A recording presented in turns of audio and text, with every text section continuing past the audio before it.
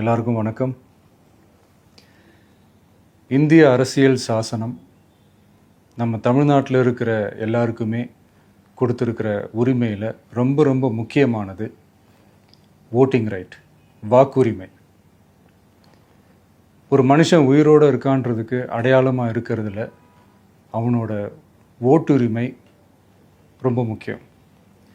அதனால தான் voting is not only our right but also our life.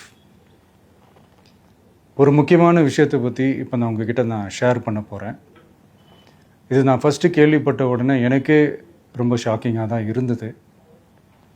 இப்போ நான் பேசிகிட்டு இருக்கிற இந்த நேரத்தில் தமிழ்நாட்டில் இருக்கிற நம்ம யாருக்குமே ஓட்டு போடுற உரிமையே இல்லைன்னு சொன்னால் நம்புவீங்களா?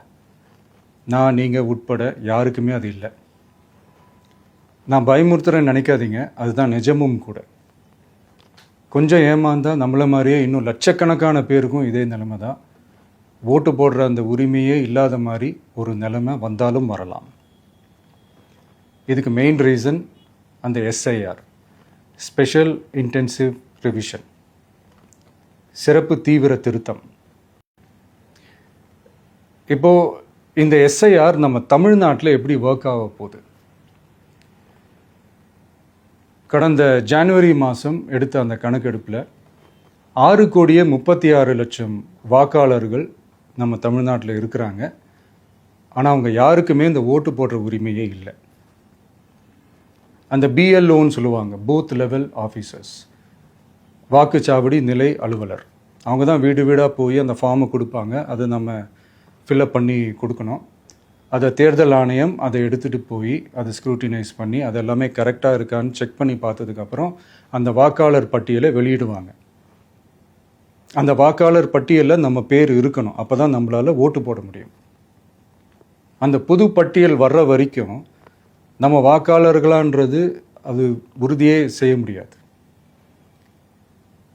இன்கேஸ் அந்த புது பட்டியலில் நம்ம பேர் இல்லைன்னா அது ஒரு தனி ப்ராசஸ், அது ஒரு தனி ஃபார்ம், அது ஒரு தனி கிளைம்ன்ற மாதிரி அது ஒரு வேறு வேலை. ஸோ இந்த மாதிரி நிறைய சிரமங்கள் குழப்பங்கள் இருக்கிறதுனால மக்களுக்கு இது மேலே ஒரு கன்ஃபியூஷன் ஒன்று இருக்குது. இது என்ன வெரிஃபிகேஷனா இல்லை ஒரு மறைமுக ரீரெஜிஸ்ட்ரேஷனா இல்லை இது ஒரு நியூ ரெஜிஸ்ட்ரேஷன் மாதிரியே தானா அப்படின்ற மாதிரி நிறைய கன்ஃபியூஷன் இருக்குது. அவங்க செய்ய வேண்டியதெல்லாம் ஒன்று தான். இந்த மாதிரி வீடு வீடாக போய் அந்த என்யூமரேஷன் ஃபார்ம் நம்ம ஃபில்அப் பண்ணி கொடுக்கும்போது அதுக்கான அக்னாலேஜ்மெண்ட்டை அந்த பிஎல்ஓ அந்த ஆஃபீஸர்கிட்ட இருந்து நீங்கள் வாங்கிக்கணும். அது ரொம்ப ரொம்ப முக்கியம். இது நான் சொல்கிறது வாக்காளர் பட்டியலில் ஆல்ரெடி உங்கள் பேர் இருக்கிறவங்களுக்கு நான் சொல்கிறேன். இப்போ புது வாக்காளர்கள், ஃபஸ்ட் டைம் ஓட்டர்ஸ், அவங்களுக்கு ஃபார்ம் 6ன்னு ஒன்று இருக்குது. அதை நீங்கள் ஃபில்அப் பண்ணி நீங்கள் உங்கள் ஏரியாவில் இருக்கிற சம்மந்தப்பட்ட அந்த உங்கள் அலுவலகத்தில் நீங்கள் டைரெக்டாகவும் சப்மிட் பண்ணலாம், இல்லை நீங்கள் ஆன்லைன்லேயும் சப்மிட் பண்ணலாம். அப்படி ஆன்லைனில் நீங்கள் சப்மிட் பண்ணிங்கன்னா அதுக்கான ஸ்க்ரீன்ஷாட்டை எடுத்து வச்சுக்கோங்க. ஃபோனில் மெசேஜ் வரும், அதை சேவ் பண்ணி வச்சுக்கோங்க. அப்ராடில் இருக்கிறவங்க கூட அந்த எஸ்ஐஆர் ஃபார்மை டவுன்லோட் பண்ணி நீங்கள் அதை ஃபில்அப் பண்ணி சப்மிட் பண்ணலாம். அதுக்கான அக்னாலேஜ்மெண்ட்டை வாங்கி வச்சுக்கோங்க. ரொம்ப முக்கியமாக உங்களோட பிஎல்ஓ அந்த ஆஃபீஸர் யாருன்னு தெரிஞ்சு வச்சுக்கோங்க. இந்த தேர்தல் ஆணையம் அந்த வெப்சைட்டில் போனீங்கன்னா அந்த பர்டிகுலர் பிஎல்ஓ ஆஃபீஸரோட ஃபோன் நம்பர் கூட நீங்கள் எடுத்து வச்சுக்கலாம்.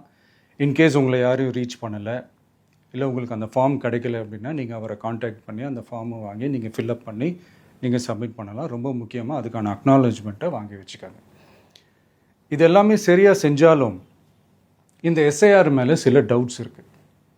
அது என்னென்னா, இந்த 6,36,00,000 வாக்காளர்களுக்கு ஒருத்தர் விடாமல் இந்த ஒரே மாதத்துக்குள்ளே எப்படி எல்லாருக்குமே அந்த ஃபார்ம் போய் ரீச் ஆகும்? ஒன்று.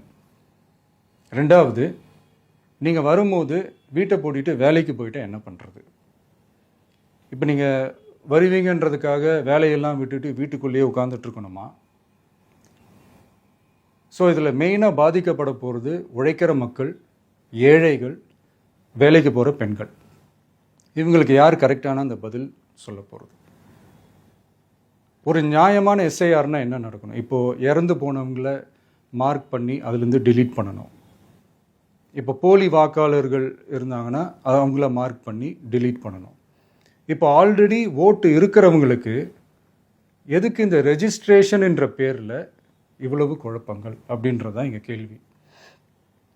இப்போ புதுசாக வர வாக்காளர்களையோ இல்லை ஓட்டு இல்லாதவங்களையோ சேர்த்தா பத்தாதா? இப்போ ரீசெண்டாக நடந்த இப்போ எலெக்ஷன் 2021, 24 எப்படி எல்லாருமே ஓட்டு போட்டோம்? அதில் ஓட்டு போட்டவங்க கூட இப்போ புதுசாக ரெஜிஸ்டர் பண்ணணும்னா அது ஏன் அந்த கன்ஃபியூஷன் அப்படின்றதான் நாங்கள் கேட்குறோம். அதனால தான் நாங்கள் எஸ்ஐஆரை எதிர்க்கிறோம். இப்போ புதுசாக சில கம்ப்ளைண்ட்ஸ்லாம் வர ஆரம்பிக்குது. அது என்னென்னா முக்கியமாக நம்மளுடைய டிவிகே தோழர்களுக்கு அந்த ஃபார்ம் கிடைக்க மாட்டேங்குது, கொடுக்க மாட்டேன்றாங்க அப்படின்ற சில கம்ப்ளைண்ட்ஸ். இது யார் பண்ணுறாங்க அப்படின்றது நான் தான் சொல்லி தெரிய வேணும்னு ஒன்றும் அவசியம் இல்லை உங்களுக்கு. இப்போ இருக்கிற ஆட்சியாளர்கள் அவங்களுக்கு கைப்பாவையாக இருக்கக்கூடிய சில பேர் வந்து இதை செய்ய ஸ்டார்ட் பண்ணியிருக்கிறாங்க. அதனால் மைடியர் வர்ச்சுவல் வாரியர்ஸ், இதை வந்து சாதாரணமாக எடுத்துக்காதீங்க. இது எல்லாருக்குமே அந்த ஃபார்ம் போய் ரீச் ஆகணும். இதில் ரொம்ப உறுதியாக இருங்க. அதையும் மீறி உங்களுக்கு அந்த ஃபார்ம் கிடைக்கலன்னா இருக்கவே இருக்கும் ஆன்லைன். தேர்தல் ஆணையம் அந்த வெப்சைட்டில் போய் அந்த ஃபார்மை டவுன்லோட் பண்ணி நீங்கள் ஃபில்அப் பண்ணி சப்மிட் பண்ணலாம். உங்கள் வீட்டில் இருக்கிறவங்களுக்கு நீங்கள் செஞ்சு கொடுங்க, பக்கத்து வீட்டில் இருக்கிறவங்களுக்கு செஞ்சு கொடுங்க, தெரிஞ்சவங்களுக்கு, தெரியாதவங்களுக்கு, பழகினவங்களுக்கு, பழகாதவங்களுக்கு எல்லாருக்குமே நீங்கள் தயவு செஞ்சு கொடுங்க.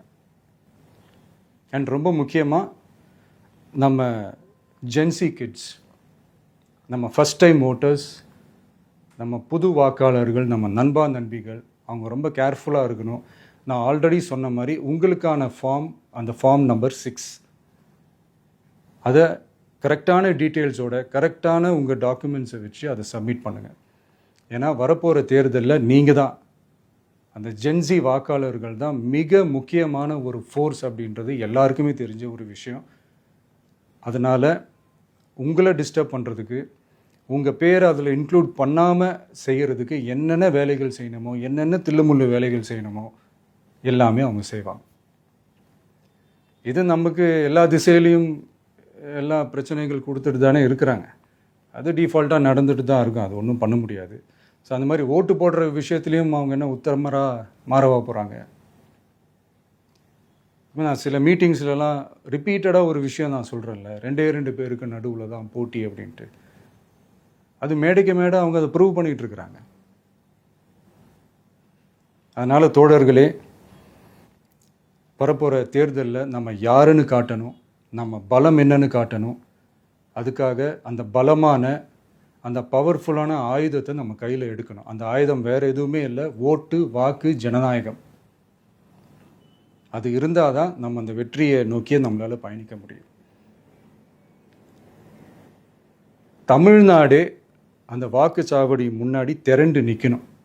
அதை பார்த்துட்டு தமிழ்நாடே தமிழக வெற்றி கழகமா, இல்லை தமிழக வெற்றி கழகம் தான் தமிழ்நாடா அப்படின்ற மாதிரி இருக்கணும். வீடுன்னு ஒன்று இருந்தால் தான் ஓடு மாற்ற முடியும்னு அறிஞர் அண்ணா அவர்கள் சொல்லியிருக்கிறாங்க. அந்த மாதிரி ஓட்டுன்னு ஒன்று இருந்தால் தான் இந்த நாட்டையே காப்பாற்ற முடியும். அப்புறம் இன்னொரு முக்கியமான விஷயம், அந்த எனிமரேஷன் ஃபார்ம் நீங்கள் ஆன்லைனில் நீங்கள் ஃபில்அப் பண்ணும்போது அதில் ஒரு சில ப்ராப்ளம்ஸ் வர்றதுக்கு வாய்ப்பு இருக்குது. அது உங்களுடைய ஓட்டர் ஐடியில் இருக்கிற உங்கள் பேரும், ஆதார் கார்டில் இருக்கிற பேரும், அந்த ஸ்பெல்லிங், இனிஷியல்ஸ் எல்லாமே ஒரே மாதிரி இருந்தால் தான் அது அக்செப்ட் ஆகும், இல்லைன்னா அக்செப்ட் ஆகாது. அது கொஞ்சம் கேர்ஃபுல்லாக பண்ணுங்கள். அது கொஞ்சம் யூசர் ஃப்ரெண்ட்லியாக இருக்கலாமேன்னு கேட்டதுக்கு அதெல்லாம் முடியாது, அதுக்கெல்லாம் வாய்ப்பு இல்லை, அதுக்கெல்லாம் ஆளுங்க இல்லை, பண்ண முடியாதுன்னு ரிப்ளை பண்ணிட்டாங்க. ஸோ அதனால் மைடியர் டிவிகே தோழர்களே, மைடியர் ஜென்சி படை பலமே, உஷாராக இருங்க, கான்ஃபிடெண்ட்டாக இருங்க. நல்லதே நடக்கும். வெற்றி நிச்சயம். மீண்டும் சந்திக்கும் வரை நன்றி, வணக்கம்.